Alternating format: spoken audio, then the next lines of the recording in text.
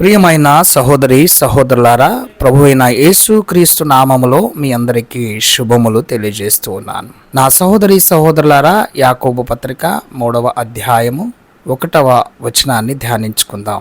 నా సహోదరులారా, బోధకులమైన మనము మరి కఠినమైన తీర్పు పొందుదుమని తెలుసుకొని మీలో అనేకులు బోధకులు కాకుడి. లూకా సువార్త 16వ అధ్యాయం 2వ వచనం. అతడు వాని పిలిచి, నిన్ను గూర్చి నేను వినుచున్న ఈ మాట ఏమిటి? నీ గృహ నిర్వాహకత్వపు లెక్క అప్పగించుము. నీవు ఇక మీదట గృహ నిర్వాహకుడవై ఉండవల్ల కాదని వానితో చెప్పాను. యోహాను సువార్త 3వ అధ్యాయం 10వ వచనం. యేసు ఇట్లా నేను, నీవు ఇశ్రాయేలుకు బోధకుడవై ఉండి వీటిని ఎరుగవా? కొరింథీయులకు రాసిన మొదటి పత్రిక 4వ అధ్యాయం 2వ వచనం. మరియు గృహ నిర్వాహకులలో ప్రతివాడును నమ్మకమైన వాడై ఉండట అవశ్యం. ఎహెచ్కేలు 33వ అధ్యాయం 7వ వచనం నుంచి 9 వచనాల వరకు. నరపుత్రుడా, నేను నిన్ను ఇశ్రాయేలీయులకు కావలివానిగా నియమించి ఉన్నాను కనుక నీవు నా నోటి మాటను విని నాకు ప్రతిగా వారిని హెచ్చరిక చేయవలెను. దుర్మార్గుడా, నీవు నిశ్చయముగా మరణము నొందుదువు అని దుర్మార్గునికి నేను సెలవీయగా అతడు తన దుర్మార్గతను విడిచి జాగ్రత్త పడునట్లు నీవు ఆ దుర్మార్గునికి నా మాట తెలియజేయని ఎడల ఆ దుర్మార్గుడు తన దోషమును బట్టి మరణము నొందును, కానీ అతని ప్రాణమును గూర్చి నిన్ను విచారణ చేయుదును. అయితే ఆ దుర్మార్గుడు తన దుర్మార్గతను విడవలనని నీవు అతనిని హెచ్చరిక చేయగా అతడు తన దుర్మార్గతను విడువని ఎడల అతడు తన దోషమును బట్టి మరణము నొందును, కానీ నీవు నీ ప్రాణము దక్కించుకొందువు. తిమోతికి రాసిన మొదటి పత్రిక 1వ అధ్యాయం 7వ వచనం.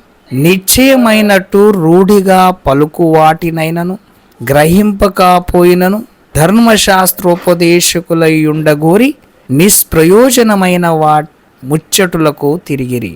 పేతురు రాసిన మొదటి పత్రిక 5వ అధ్యాయం 3వ వచనం. మీకు అప్పగింపబడిన వారి పైన ప్రభువైనట్టుండక మందకు మాదిరులుగా ఉండుడి. సో ప్రియమైనటువంటి సహోదరి సహోదరులారా, దేవుని సేవకులారా, పాస్టర్స్ బాధ్యత చాలా గంభీరమైనది. మొట్టమొదట అతడు ఉపదేశించే సత్యానికి అనుగుణంగా అతడు నడుచుకోవాలి.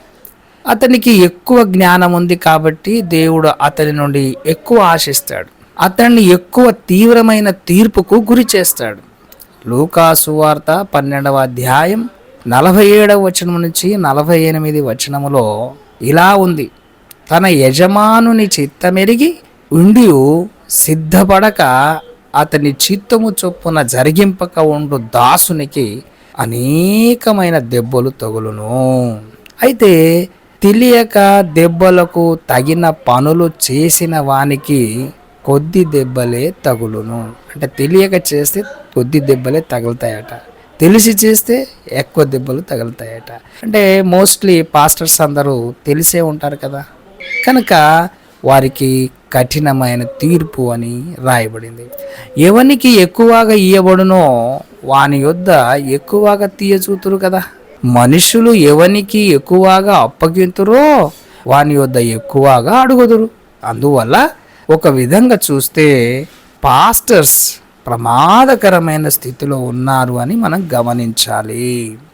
వారు ఇతర విశ్వాసుల వలె అనేక విషయాల్లో కాలు జారుతున్నారు కాబట్టి వారి స్థితి మరి ప్రమాదకరంగా ఉంది అని మనం గ్రహించాలి. తమ పనిలో వారు చాలా ప్రమాదకరమైన అవయవాన్ని వాడాలి. అదేంటంటే నాలుక అనే అవయవం. అందువల్ల ఉపదేశించే పనికి ఎవరు తొందర పడకూడదు అని యాకోబు గారు రాస్తూ ఉన్నారు.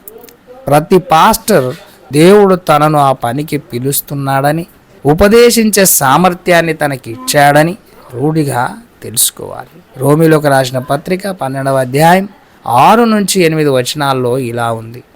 మనకు అనుగ్రహింపబడిన కృప చొప్పున వేరు వేరు కృపావరములు కలిగిన వారమై ఉన్నాం కనుక ప్రవచన వరమైతే విశ్వాస పరిమాణము చొప్పున ప్రవచింతు, పరిచర్య అయితే పరిచర్యలోను, బోధించువాడైతే బోధించుటలోను, హెచ్చరించువాడైతే హెచ్చరించుటలోను పని కలిగి ఉందాము. పంచిపెట్టువాడు శుద్ధ మనసుతోను, పై విచారణ చేయువాడు జాగ్రత్తతోను, కరుణించువాడు సంతోషముతోను పని జరిగించాలి.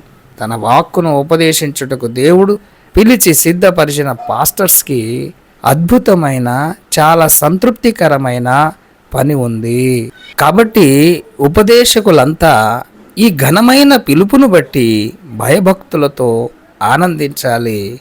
ఎల్లప్పుడూ ఎప్పుడూ కూడా దేవుని సన్నిధానములో ఉంటూ ప్రార్థన జీవితము గడుపుతూ వాక్య పఠనము చేస్తూ బోధించే బోధకు తగ్గట్టుగా బ్రతుకును జీవిస్తూ ప్రవర్తన కలిగి ఉంటూ మన వల్ల దేవుని నామము దూషింపబడకుండునట్లు మన ప్రవర్తన యందు జాగ్రత్త కలిగి పాస్టర్స్మైనటువంటి మనమందరము దేవుని కృపలో ఈ విధంగా ఉండాలని యాకోబు గారు తెలియజేస్తూ ఉన్నారు. నిజమే కదా, పాస్టర్స్కి దేవుడు కఠినమైన తీర్పు ఇవ్వబోతున్నాడు కనుక సేవకులు అయ్యేటటువంటి వారు గమనించాలి, సేవకులు అయిన వారు కూడా గమనించాలి. అందరూ కలిసి దేవునికి స్తుతించేవారు అయి ఉండి దేవుని ఘనపరచాలి.